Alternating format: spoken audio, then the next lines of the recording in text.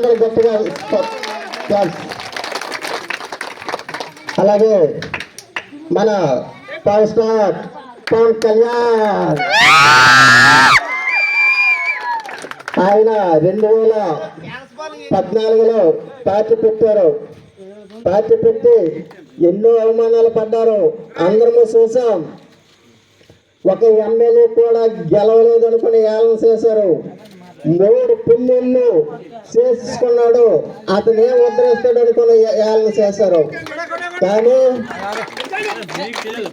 ఈ రోజు 4 సార్లు ముఖ్యమంత్రి, 4 సార్లు గుజరాత్ లో ముఖ్యమంత్రి, 2 సార్లు దేశానికి ప్రధానమంత్రి అయిన నరేంద్ర మోడీ గారిని, అలాగే 3 సార్లు సీఎం గా పనిచేసిన నారా చంద్రబాబు నాయుడు గారిని, వీరు ముగ్గురు కూడా ఒక ఎమ్మెల్యే కూడా కానిటువంటి కళ్యాణ్ గారు ఒక తాటి మీద తీసుకొని వచ్చి ఒక కూటంగా ఏర్పరిచారంటే పవర్ స్టార్ పవన్ కళ్యాణ్ గారు. ఇది మామూలు విషయం కాదండి. ఒక సీఎం కూడా ఇలాంటి అవకాశం దక్కదు.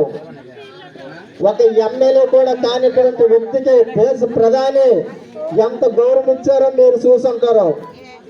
ఆయన మాటకి ఇన్ని సంవత్సరాలు ప్రధానమంత్రి చేసిన, ముఖ్యమంత్రి చేసిన ఆయన ఎమ్మెల్యే కూడా గెలనటువంటి వ్యక్తి మాట నమ్మారు చూడండి. అది పవన్ కళ్యాణ్ గారు గొప్పతనం. పవన్ కళ్యాణ్ గారు ఏం చేశారు అందరూ ప్రతి విషయంలో నాకు కష్టం వచ్చిన ప్రతిసారి కూడా పవన్ కళ్యాణ్ గారు ముందు ఉన్నారు. ఆ రోజు ఉద్యమ తుఫాన్ అయితే అప్పుడు కూడా 50 లక్షలు ఇచ్చి ముందున్నారు. మన కరోనా టైంలో కూడా రాష్ట్ర ప్రభుత్వానికి 1 కోటి రూపాయలు ఇచ్చారు, అలాగే కేంద్ర ప్రభుత్వానికి 1 కోటి రూపాయలు ఇచ్చారు. అలాగే సైనికులు దేశ సరిహద్దుల్లో మన కోసం వాళ్ళ ప్రాణాలను సైతం లెక్క చేయకుండా వాళ్ళ కుటుంబ సైతం విడిచిపెట్టేసి దేశ సరిహద్దుల్లో కాపులు కాసినటువంటి సైనిక బోర్డు కూడా 1 కోటి రూపాయల విరాళాలను ఇచ్చారు పవన్ కళ్యాణ్ గారు.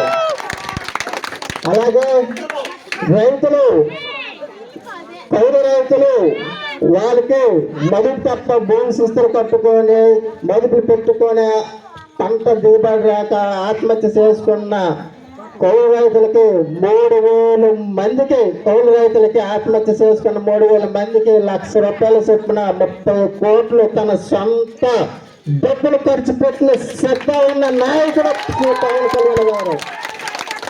ఎప్పుడు నేను అధికారంలోకి వస్తే అది చేస్తాను, నేను అధికారంలోకి ఇది చేస్తాను అనుకుని చెప్పుకునే నాయకులు ఉన్నారు తప్ప నాకు అధికారం ఇవ్వకపోయినా మీ వెంట నేను ఉంటాను అనుకుని ముందు ఉన్న నాయకుడు పవన్ కళ్యాణ్ గారు. ఎప్పుడు ఏదో వస్తుంది, ఎప్పుడు చేస్తాం కాదు, వచ్చినా రాకపోయినా మీ వెంట ఉంటాను, మీకు అండగా ఉంటాను అనుకుని అన్నారు. అదే మాదిరిగా ఉన్నారు అండగా. అలాంటి పవన్ కళ్యాణ్ గారికి మీరు అంతమంది నమ్మి సపోర్ట్ చేసినందుకు మీకు అందరికీ పేరు పేరున ధన్యవాదాలు తెలుపుకుంటున్నాను. అలాగే మన సంజయ్ రాణి మేడం గారి గురించి మనం మాట్లాడుకోవాలి.